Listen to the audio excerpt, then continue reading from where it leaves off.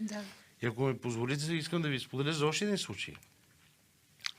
Въпросник Калин Владов, който вече се сезира прокуратурата отделно, т.е. аз съм препратил него сигнал до мен, Калин Владов, за който вие говорихте, беше спрян да чете лекции в училищата в Пазарджик, поради това, че е русофил и българофил. Говорим за Той е лекции. младо момче. Така ми се струва. Калин Владов е човека, който организираше дните на Ботев на 2 юни. Да. 2 години подред. Да. Изглежда това, че българското и че е българофил, дразни Продължаваме Промяната, които искат да изличат от паметта на българина историческите Ботев, факти. И не само Ботев, и другите Да. исторически факти, защото те са неолиберали. Да не признават такива факти. И какво се получава? За това, че е българофил, те ощетяват и децата. Защото какви лекции чете той? За здравословен начин на живот.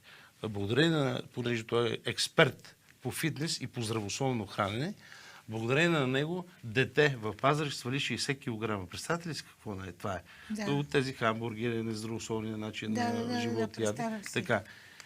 Така че, освен че ощетяват него, защото това е голяма обида, поради това, че политически някак си ангажиран, имаш някакви възгледи, да те спрат да четеш лекции, те ощетяват и децата.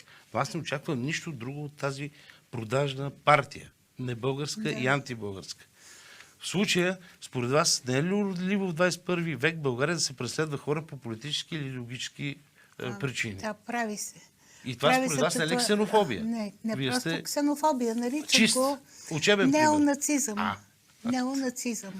Да не е класическия нацизъм от 30-те, 40-те години, защото дори и той не се е позволявал някои неща, каквито те си позволяват. Госпожо Ташева, само на скоба.